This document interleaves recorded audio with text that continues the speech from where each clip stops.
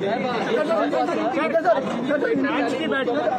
ठाकरे आणि देवेंद्र फडणवीस यांच्यामध्ये राष्ट्रवादीचं प्रतिनिधित्व त्या ठिकाणी। तर आपण पाहतोय मनसे महायुतीत आली तर स्वागतच असं यावेळी उदय सामंत यांनी म्हटलं आहे। मात्र या घडीची एक मोठी बातमी म्हणावी लागेल ती म्हणजे मनसे महायुतीत सामील होणार का यावरती अगदी काही वेळापूर्वीच बैठक झाली आहे। या बैठकीत मुख्यमंत्री एकनाथ शिंदे, देवेंद्र फडणवीस आणि राज ठाकरे होते। तर यावेळेस नेमकी कोणत्या मुद्द्यांवरती चर्चा झाली हे पाहणे महत्त्वाचं असणार आहे।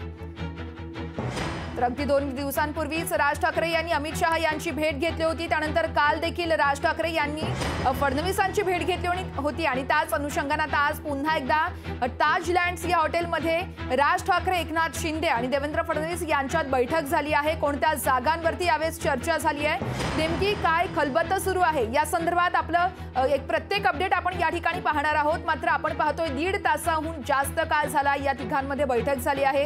राज ठाकरे सध्या 2 जागांवरती आग्रही असल्याचं कळतंय ती म्हणजे दक्षिण मुंबई आणि नाशिक किंवा मग शिर्डी या 3 जागांसाठी खरं तर राज ठाकरे आग्रही आहेत। मात्र नाशिक आणि शिर्डीमध्ये कोणतीही जागा दिली तरी चालेल। मात्र शिवसेना अर्थातच शिंदे यांची शिवसेना तसेच भाजप आणि यानंतर अजित पवार यासह आता महायुतीमध्ये मनसे आल्यानंतर नेमकी जागा वाटपांमध्ये कशा पद्धतीने बदल केले जात आहेत, कोणत्या जागा कोणाला दिल्या जात आहेत हे पाहणं महत्त्वाचं असणार आहे। तर सध्या राज ठाकरे 2 जागांवरती आग्रही असल्याचं कळतंय ते म्हणजे नाशिक आणि दक्षिण मुंबई।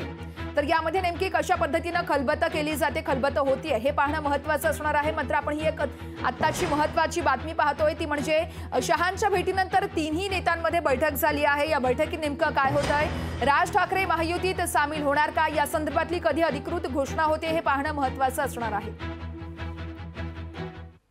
आणि मराठी भाषेच्या प्रश्नासाठी त्या अनेक मुद्द्यांवरती कायमच एक भूमिका आग्रही अशी घेतलेली आहे आणि त्यामुळे त्याच्यावरती काय योग्य तो निर्णय आहे त्याचे ते स्वतः निर्णय घेऊ शकतात आणि शिंदे फडणवीस तसा निर्णय करू शकतात।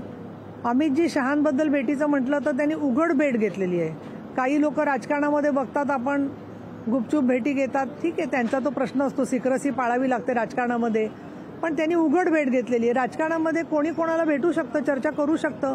मला असं वाटतं तो राजकारणाचा पाया आहे आणि त्या दृष्टिकोनातून राज ठाकरे यांच्याशी संवाद आणि त्यातून महाराष्ट्रासाठी काही हित तयार झालं तर त्याचं मी स्वागतच करते। आपल्याला माहिती आहे की उद्धव ठाकरेंच्या वाईट वागणुकीमुळं खरं तर उद्धवजींनी त्याला ढकललेलं आहे, राजसाहेबाला उद्धवजींनी ढकललेलं आहे आणि त्यामुळं मला वाटतं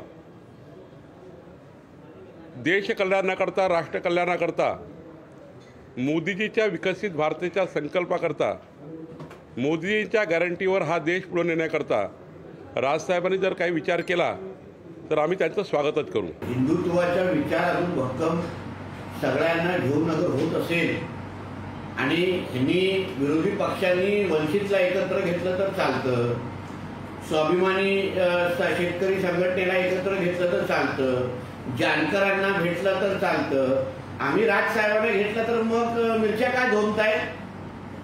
तुम्हाला किती तुम्ही 100 मित्र घेतले तर तुम्हाला चालतात, पण आम्ही अगर हिंदुत्वाच्या नावाने अगर विषय अगर भक्कम होत असेल, कारण राजसाहेब ठाकरे हे पण मूळ हिंदुत्ववादी आहेत आणि हिंदुत्ववादी विचाराचे लोक एकत्र येऊन अगर हिंदू राष्ट्राला अजून भक्क करत असतील तर त्याच्यामध्ये कोणाला मिरच्या लागण्याचं कारण नाही। लोकशाही मराठी ऐका, पहा, जागरूक रहा।